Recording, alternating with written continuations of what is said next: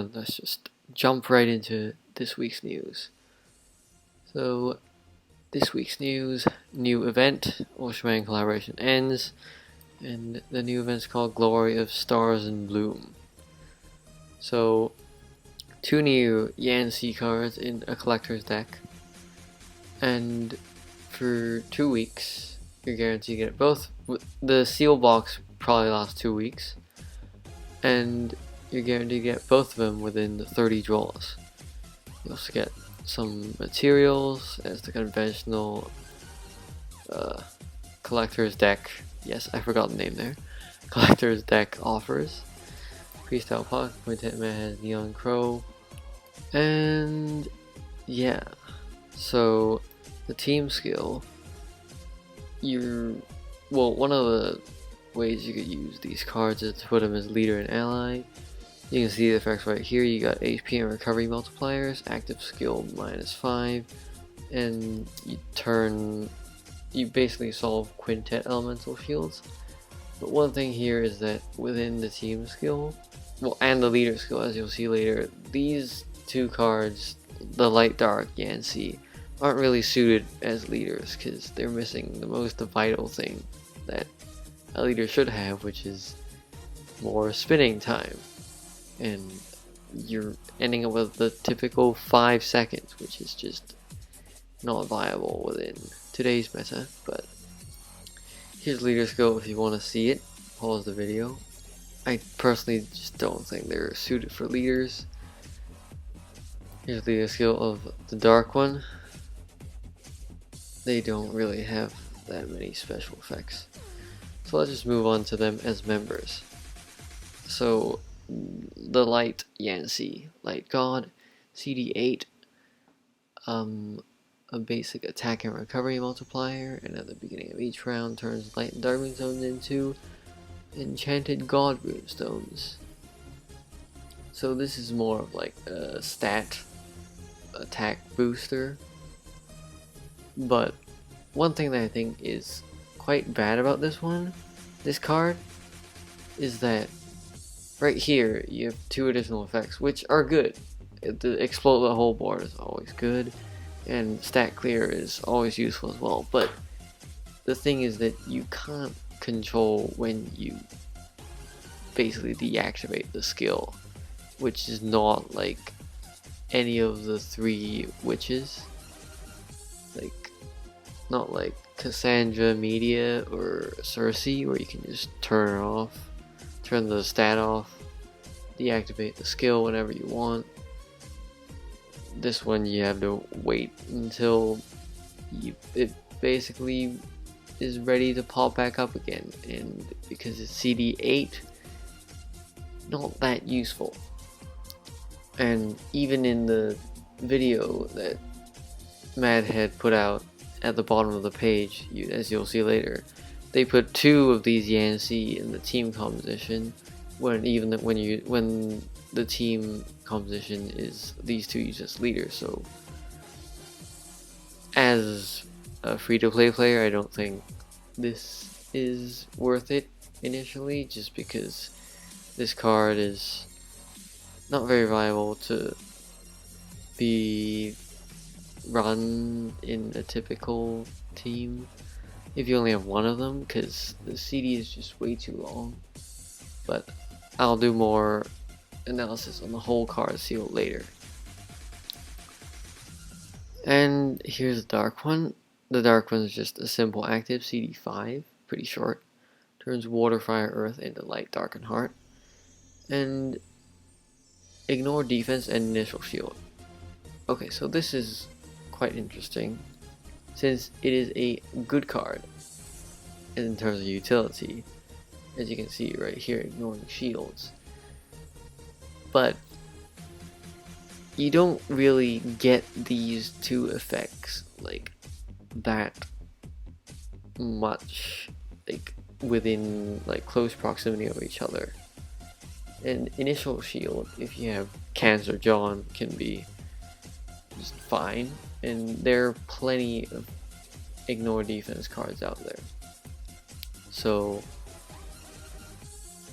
these two cards are good, certainly, but I don't think they're worth 175 diamonds.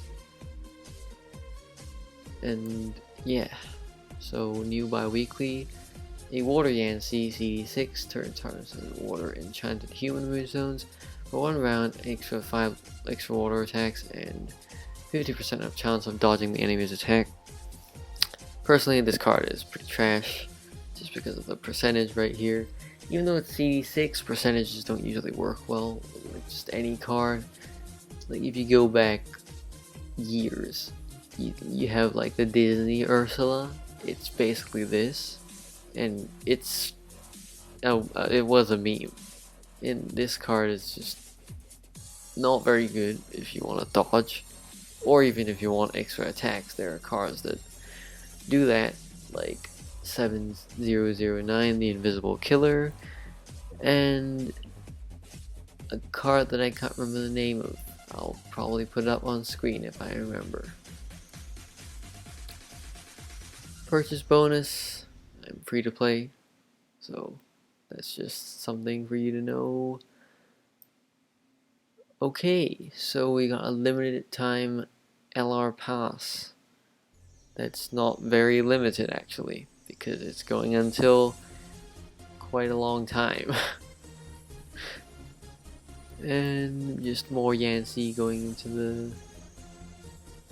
No, not going into the LR pass, sorry. These will be coming as actual ultimate stages, so that's just more harpies for people.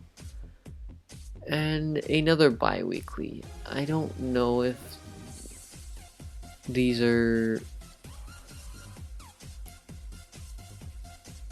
Sorry. I don't know if this one is an actual bi-weekly, but it's just based on... Okay, this is actually very interesting. It doesn't explicitly say this one's a bi-weekly. I don't know how you might get it. It's a new series, so I don't know. But this one explicitly says it's bi-weekly. So let's take a look. Fire God, CD6, the more type of moves that resolve, the higher the fire attack. So this is a stat and an attack booster made for Chesia, obviously. As you can see the condition right here, Chesia does not have any heart on the board usually. But one potential thing I can see screwing up is that you just activate Chesia's own active, you actually dissolve some heart zones, and this is just gone. But probably a card you should still have just in your back pocket, because it's even better than Media, as it has no actual side effect, whereas Media will at least you take more damage. Here,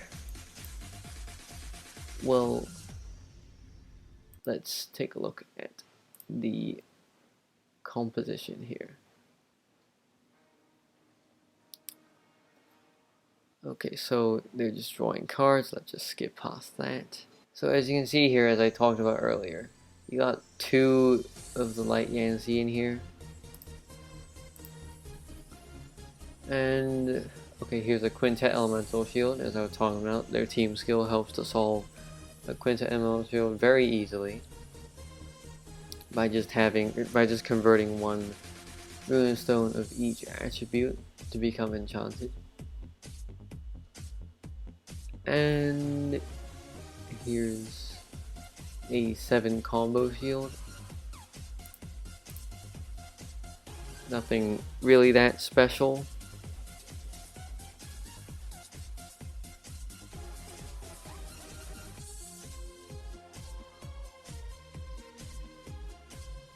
But yeah, as you can see, you need cards like your typical converters to even achieve a 7 combo shield by having fixed positions, which is not really a good thing. This team just mainly lacks the extending runestone spinning time, and that's basically the only flaw. As you can see here, you can refresh both of them, so it's like a perpetual activator of like each other, which is why if you are a pay-to-play player, then it could be advisable for you to get 2 of them if you already have a great light god box, or if you think that gods are going to surge up in the future, which I mean they might do, but I still, although these cards are good, they're not worth 175 diamonds in my opinion. So yep, you got the most OP Dark God card in the game. Working magic right here, basically. Perfect 10 combos, plus the Draconic. And so let's see the maximum damage potential here. It is... How many digits is this? It is 1 billion. So in terms of damage, not bad as the final burst damage. But as I said before, this mainly lacks runestone spinning time. Okay, so that would normally be the news, but since this post for English came out, this English version of this post came out late, you get double the amount of news. So here are some actual details about the new update. You get the daily login diamonds, you get the collector's deck. So here's why I don't think it's worth it. You got the grand prize, the 2 YanXis. Second prize contains Thor, Osiris, Luna, and John. I'm quite surprised they didn't put Gemini in here, because Gemini is among the best cards in TOS. Thor is a very old card. I'm pretty sure basically everyone, if you've been playing for a while, you've just got him randomly out of drawing like a black card seal. Same goes for Osiris, Luna, and John, because these are all super old cards. The only one I would say that's actually sort of useful here is Luna. Well, the way I would put it is that Luna is the most useful, and then it would probably be John, and then Thor, and then Osiris. Mainly because the Dark God meta is just not thriving right now. But yeah, all of these are old cards. You've been playing for some amount of time, you probably have them. And onto the third sorry, I can't speak. Onto the third prize is Vishnu. Vishnu is an outdated light and dark god leader. I don't really know why they put him in here. He was good at some point, but I don't really know why they even put him in here, because as a member, he's not really that good either. Gu, this is interesting, because you might want to have this card since Light God seems to be on the rise, even though we don't have a legitimate leader. Yes, I'm not counting Taiga. Taiga is going to go out of meta in like a couple of versions, just because the whole Ultraman thing, having them as leaders means that you have insanely low HP, and I just don't think that's going to work out. Dudong Bean is actually a really good card, but the Dark God meta is not on the rise right now, so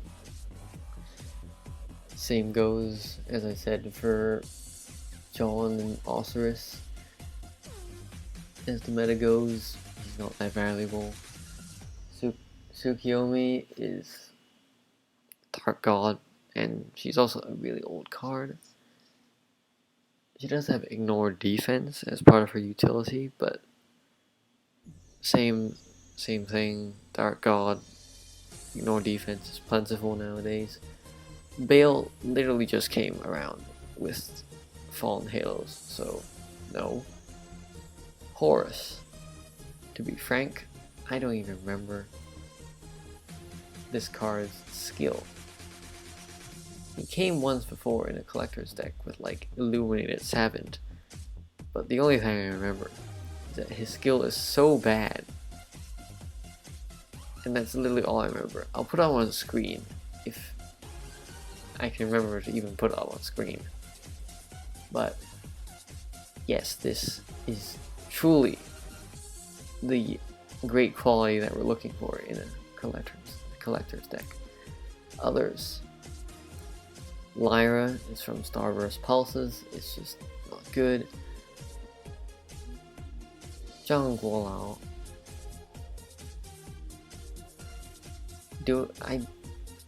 I don't even know what this card is.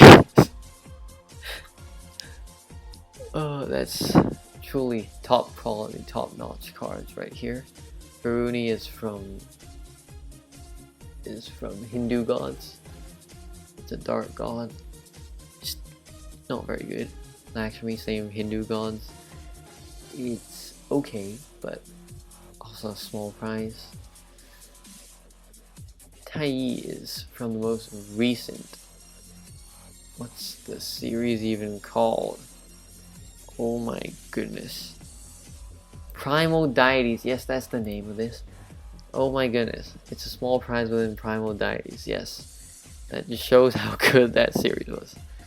And Dongwang Gong is also a small prize from Primal Deities. So, basically, the only good cards in here that you should really be looking for, there's like 1, 2, 3, arguably. And that's why this is not worth it at all.